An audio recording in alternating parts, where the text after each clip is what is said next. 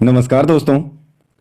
देखिए मित्रों, अपन पढ़ रहे हैं फर्स्ट ग्रेड फर्स्ट पेपर और उसमें साइंस का पार्ट, जिसमें चैप्टर आपका शुरू कर रखा है समन्वय और नियंत्रण। लास्ट टाइम में थोड़ा बहुत इसके बारे में जानकारी अपन ने प्राप्त की थी। आज आगे देखिए, प्रतिवर्ती क्रिया, रिफ्लेक्शन एक्टिविटीज किसको कहते हैं? मेरु रज्जु द्वारा नियंत्रित की जाती है। किसके द्वारा? मेरु रज्जु के द्वारा। मेरु रज्जु क्या होता है? अब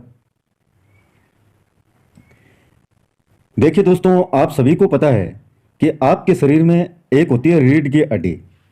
क्या होती है? एक रीढ़ की हड्डी होती है, सभी जानते हैं। उसको कशेरुक दंड भी बोला जाता है, कशेरु के दंड भी। और इस कशेरुक दंड या रीढ़ के हड्डी में एक नलिका रूपी स्ट्रक्चर होती है बीचों बीच, जो आपके गर्दन वाले भाग से लेकर के जहां नीचे तक पुच्छिया भाग है इसका, रीढ़ की हड्डी का, वहां तक यह नलिका होती है। और इसी को कहते हैं मेरु रज्जु। क्या कहते हैं? मेरु रज्जु।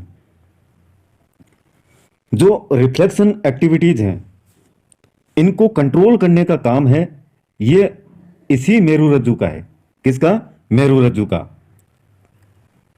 रिफ्लेक्शन एक्टिविटीज आपको बताया था कि जैसे कोई गर्म वस्तु है, उस पर आपका हाथ लगा, हाथ लगने से त्वचा में या आपके शरीर में मौजूद तंत्रिकाएं इन संकेतों को तुरंत प्रभाव से तंत्रिका कोशिकाओं के माध्यम से मस्तिष्क तक पहुंचाती हैं। जितने भी संकेत हैं, न्यूरॉन इनका ट्रांसफर करते हैं। ये संकेत यहां से कि गर्म वस्तु है, ये संकेत पहुंचा मस्तिष्क के पास में, और मस्तिष्क ने तुरंत प्रभाव से क्या किया? उसको कहा, उस संकेत को कन्वर्ट कर दिया कि यहां से आप इस हाथ को हटा लीजिए। वह संकेत वापस आया और आपको ऐसा रिस्पॉन्स दिया कि आपको हाथें हटाना चाहिए यहां से। तो ये 1 सेकंड के अरबवें भाग में, यानी इतनी स्पीड से होती है ये क्रिया।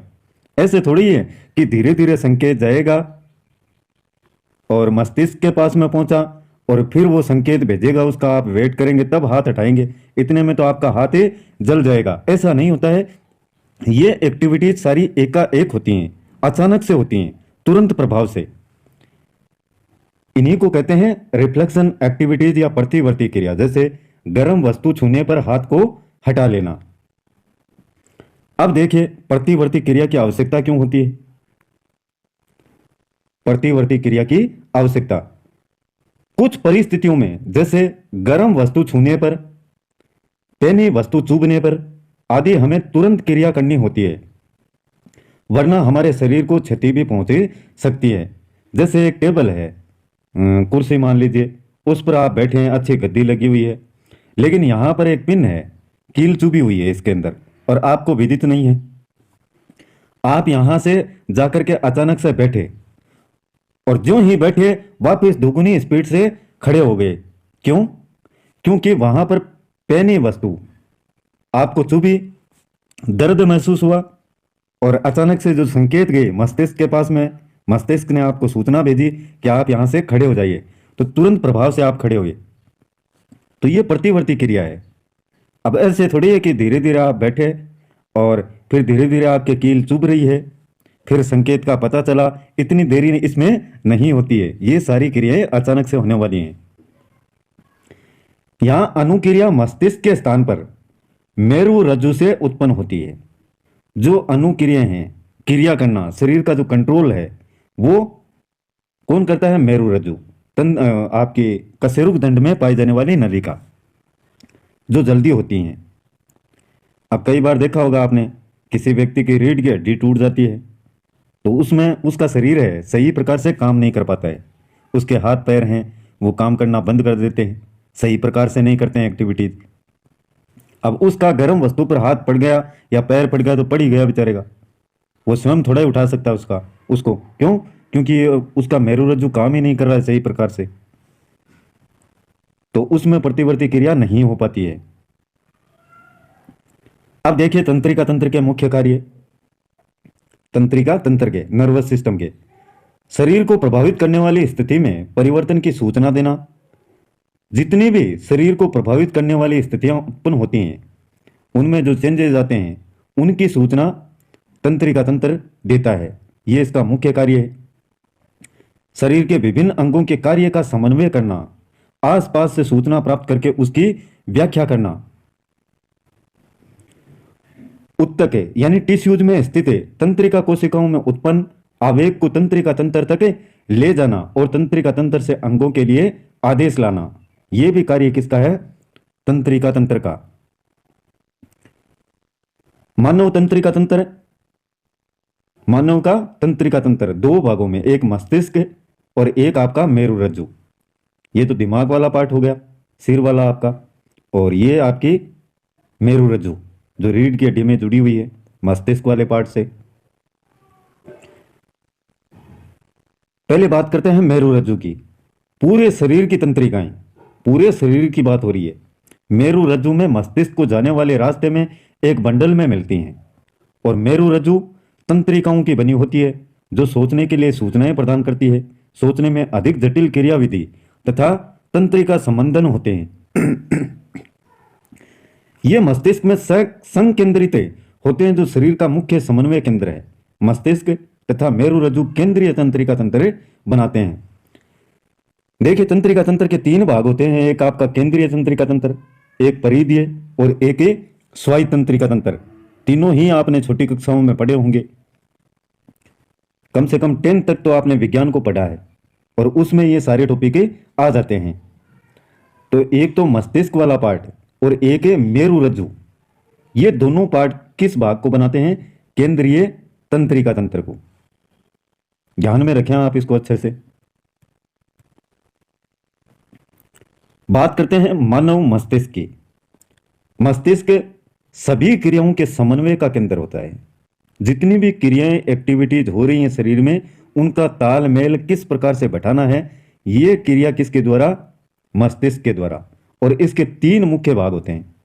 किसके? मस्तिष्क के। एक आपका अग्र मस्तिष्क, एक मध्य और एक पश्चिम मस्तिष्क। तो ये तीनों नाम। सबसे पहले बात करते हैं अग्र मस्तिष्क की। यह मस्तिष्क का सबसे अधिक जटिल एवं विशिष्ट भाग है, और यह क्या है? प्रमस्तिष्क है। अग्र मस्तिष्क के कार्य देख लीजिए। मस्तिष्क का मुख्य सोचने वाला भाग होता है कौन सा? अग्र मस्तिष्क। ऐच्छिक कार्यों को नियंत्रित करता है। जितनी भी आपकी इच्छाओं पर डिपेंडेंट कार्य हैं, उनको कंट्रोल कौन करता है? अग्र मस्तिष्क। सूचनाओं को याद रखना, सूचनाओं को याद रखना, यह भी अग्र मस्तिष्क है।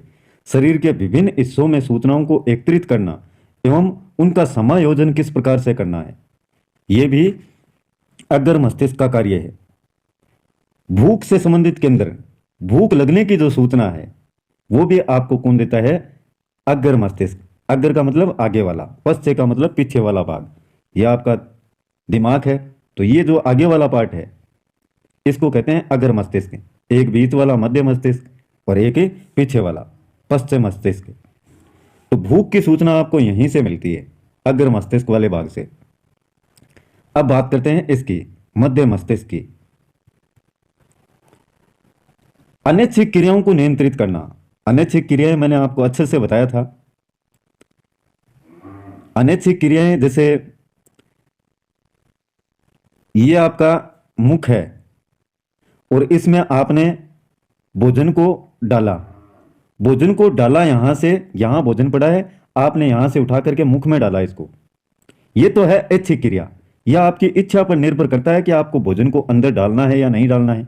लेकिन जो ये नाल है, गले में नीचे उतर गया भोजन, उसके बाद में ये अनैच्छिक क्रिया हो जाएगी।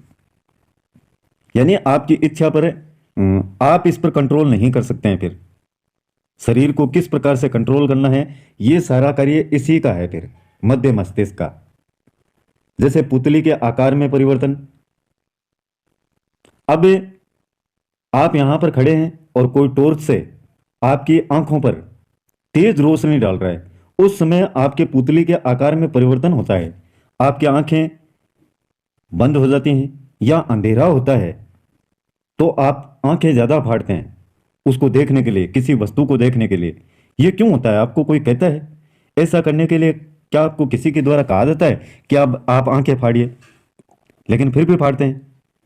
और चकाचौंध होना, अंधियारा सा छा जाना जैसे तीव्र प्रकाश में, तो ये अनैच्छिक क्रियाएं हैं, इन पर आपका कंट्रोल नहीं होता है। इन पर कंट्रोल होता है मध्य मस्तिष्क का। सिर, गर्दन आदि की प्रतिवर्ती क्रियाएं, तो ये ध्यान में रखें। अनैच्छिक क्रियाओं को नियंत्रित कौन करता है? मध्य मस्तिष्क। और ऐच्छिक क्रियाओं को अग्र मस्तिष्क। तीसरा आपका है पश्चिम मस्तिष्क। यह भी अनैच्छिक क्रियाओं को नियंत्रित करता है। जैसे रक्त दाब है, मुंह में लार आना है, वमन यानी उल्टी आना, पश्चिम मस्तिष्क स्थित मेडुला द्वारा नियंत्रित होती है। पश्चिम मस्तिष्क में ये भाग याद रखें आप, मेडुला आम्बलागेटा एक भाग होता है, उसके द्वारा नियंत्रित की जाती हैं। रक्त दाब, ब्लड प्रेशर यानी आपकी रक्त वाहिनियों में जो रक्त का दाब है वो कितना है, उसको कंट्रोल कौन करता है? पश्चिम मस्तिष्क। और एक पर्टिकुलर भाग का नाम दे रखा है मेडुला। लार आना, जैसे कोई मिठाई पड़ी है, आप यहाँ पर खड़े हैं, उस मिठाई को देख करके आपके मुंह में जो लार आती है उसको कंट्रोल कौन करता है? मध्य पश्चिम मस्तिष्क। भमन यानी उल्टी आना। इसके भी तीन भाग हैं प्यारे मित्रों, पश्चिम मस्तिष्क के तीन भाग।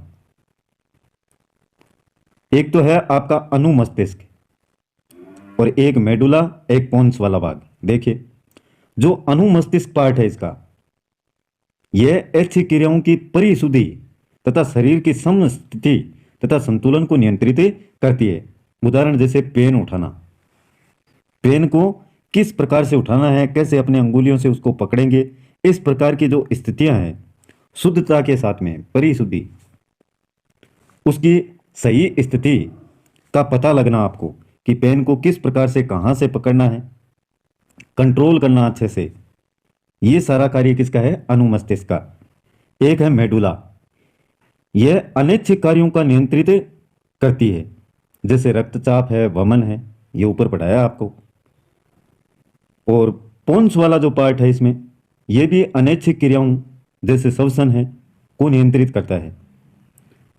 सांस लेना है, आप तेज दौड़ रहे हैं, उस समय कितना सांस लेना है आपको, कितना छोड़ना है, आराम की अवस्था में है तब कितना छोड़ना है, ये आप पर डिपेंड नहीं होता है। ये सारी अनैच्छिक क्रियाएं हैं और इनको कंट्रोल करता है आपका पोन्स वाला पार्ट।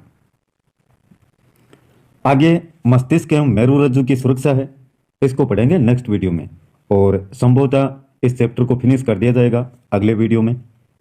यही मुख्य मुख्य पॉइंट हैं, आप इनको अच्छे से लिखें, एक बार समझने का प्रयास करें, और कहीं पर भी अगर समझ में नहीं आता है तो दोबारा पूछिएगा। वीडियो को थोड़ा थोड़ा शेयर जरूर करें, जिससे चैनल अपना ग्रोथ ही कर सके। मेहनत हमारे द्वारा लगातार जारी रहेगी। आज के लिए बस इतना ही, कल फिर मिलते हैं एक नए वीडियो, नए टॉपिक और नई जानकारी के साथ में। तब तक के लिए जय हिंद, जय भारत।